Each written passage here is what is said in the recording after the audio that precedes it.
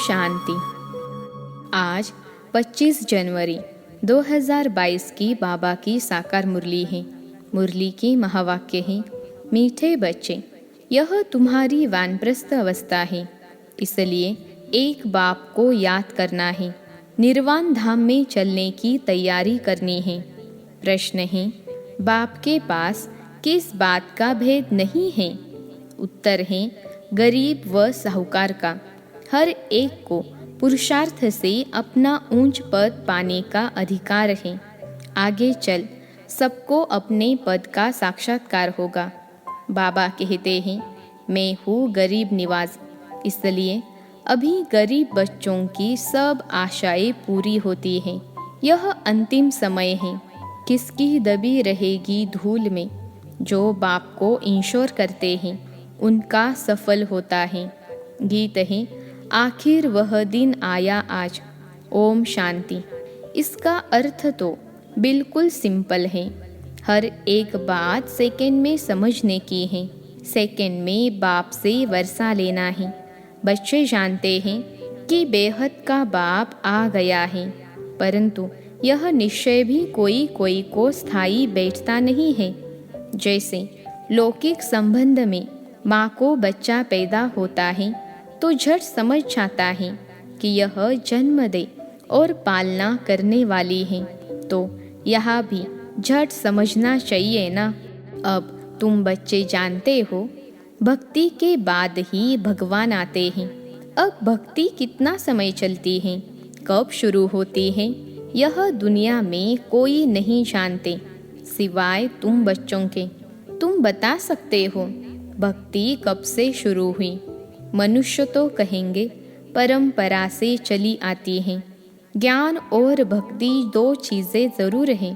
कहते हैं यह अनादि चलती आती है, परंतु अनादि का भी अर्थ नहीं समझते। यह ड्रामा का चक्र अनादि काल से फिरता रहता है, उनका आदि अंत नहीं है। मनुष्य तो गपोड़े लगाते रहते हैं। कभी कहते इतने वर्ष हुए, कभी कहते इतने वर्ष। बाप आकर सब सिद्ध कर बताते हैं। शास्त्र आदि पढ़ने से कोई बाप की प्राप्ति तो नहीं होगी। बाप की प्राप्ति तो सेकंड में होती है, सेकंड में जीवन मुक्ति। यह भी किसको पता नहीं कि बाप कब आते हैं। कल्प की आयु लंबी कर दी है। अब बाप तो जानते हैं और बच्चे भी सब कुछ जानते हैं, परंतु वंडर यह है जो 10-20 वर्ष में भी कोई को पूरा निश्चय नहीं होता है। निश्चय होने के बाद फिर तो कभी कह न सके कि यह हमारा बाप नहीं है भी बहुत सहज। तुमको तो बच्चा बनने में भी बहुत टाइम लगा है, 10-20 वर्ष में भी पूरा निश्चय नहीं हुआ है। अब तुम किसको परिचय देते हो तो सेकंड में निश्चय हो जाता है। जनक की बात भी पिछाड़ी की है, क्योंकि दिन प्रतिदिन बहुत सहज होता जाता है। ऐसी अच्छी अच्छी पॉइंट्स निकलती है जो झट किसको निश्चय हो जाए। बाप कहते हैं, बच्चे अशरीरी भव। यह जो अनेक देह के धर्म हैं उनको छोड़ो। असूल तो एक धर्म था ना, एक से ही वृद्धि होगी ना। यह है ही वैरायटी मनुष्य सृष्टि झाड़। मनुष्यों की बात है, वैरायटी धर्मों के झाड़ को भी जानना पड़े। धर्मों की कॉन्फ्रेंस होती है, परंतु उन्हों को पता ही नहीं कि पहले पहले पूज्य धर्म कौन सा है। बुद्धि में आना चाहिए। भारत प्राचीन धर्म वाला है तो ज़रूर प्राचीन धर्म परमपिता परमात्मा ने ही रचा होगा। भारत में गाया भी जाता है शिव जयंती। मंदिर भी है ढेरों के ढेर, तो सबसे बड़े ते बड़ा मंदिर बाप का है, निर्वाण धाम, जहाँ हम आत्माएं भी बाप के साथ रहती हैं। मंदिर रहने का स्थान होता है ना, तो यह महतत्व कितना बड़ा मंदिर है। तुम्हारी बुद्धि में आना चाहिए कि ब्रह्म तत्व जो सबसे ऊंचे ते ऊंचा मंदिर है, हम सब वहाँ के रहने वाले हैं। वहाँ सूर्य चांद नहीं होते, क्योंकि रात दिन नहीं होता। असूल हमारा रूहानी मंदिर वह निर्वाण धाम है, वही शिवालय है जहाँ हम शिव बाबा के साथ रहते हैं। शिव बाबा कहते हैं, मैं उस शिवालय का रहने वाला हूँ। वह है बेहद का शिवालय। तुम शिव के बच्चे भी वहाँ रहते हो। वह है इनकॉर्पोरियल शिवालय। फिर कॉर्पोरियल में आते हैं तो यहाँ रहने का स्थान बनेगा। अभी शिव बाबा यहाँ है, इस शरीर में बैठा हुआ है। यह है चैतन्य शिवालय, जिससे तुम बातचीत कर सकते हो। वह निर्वाण धाम भी शिव बाबा का शिवालय है, जहाँ हम आत्माएं रहती हैं। वह घर सबको याद पड़ता है। वहाँ से हम आते हैं पार्ट बजाने। सतो रजो तमो में, उसमें हर एक को आना ही है। यह बात दुनिया में किसकी बुद्धि में नहीं है। जो भी आत्माएं हैं उन सबको अपना अपना अनादि पार्ट मिला हुआ है, जिसकी न आदि है न अंत है। तुम बच्चे जानते हो, हम असुल उस शिवालय के रहने वाले हैं। शिव बाबा जो स्वर्ग स्थापन करते हैं उनको भी शिवालय कहा जाता है। शिव बाबा का स्थापन किया हुआ स्वर्ग, वहाँ भी बच्चे ही रहते हैं। उनको यह राज्य भाग्य कैसे मिला? वह है सतयुग का आदि, अभी है कलयुग का अंत। तो सतयुग में देवी देवताओं को हेवन का मालिक किसने बनाया? यहाँ भी कितने अच्छे अच्छे खंड हैं। अमेरिका सबसे फर्स्ट क्लास खंड है, बहुत पैसे वाला और ताकत वाला भी है। इस समय सबसे हाईएस्ट है। बृहस्पति की दशा बैठी हुई है, परंतु उनके साथ साथ राहु की दशा भी बैठी हुई है। इस समय राहु की दशा तो सबके ऊपर बैठी हुई है। विनाश तो सबका होना है। भारत जो सबसे साहूकार था, अब गरीब भारत है। यह सब कुछ माया का भपका है, माया का फुल फोर्स है। इसलिए मनुष्य इनको स्वर्ग समझते हैं। अमेरिका में देखो क्या लगा पड़ा है, मनुष्य आकर्षित हो जाते हैं। बॉम्बे भी देखो कितना फैशनेबल हो गया है। आगे थोड़े ही ऐसा था। माया का पूरा पॉम्प है। कितने 8-10 मंजिल के महल बनाते हैं। स्वर्ग में थोड़े ही इतनी मंजिल होती हैं। वहाँ डबल स्टोरी भी नहीं होती। यहाँ ही बनाते हैं क्योंकि ज़मीन नहीं है। ज़मीन का बहुत भाव बढ़ गया है, तो मनुष्य समझते हैं यही स्वर्ग है। प्लान बनाते रहते हैं, परंतु कहते हैं नर चाहत कुछ और। मनुष्य कितनी चिंता में रहते हैं। मौत तो सबके लिए है, सबके गले में मौत की फांसी है। अभी तुम भी फांसी पर हो। तुम्हारी बुद्धि वहाँ नई दुनिया में लगी हुई है। अभी सबकी वानप्रस्थ अवस्था में जाने का समय है। इसलिए बाप कहते हैं, अब मुझे याद करो।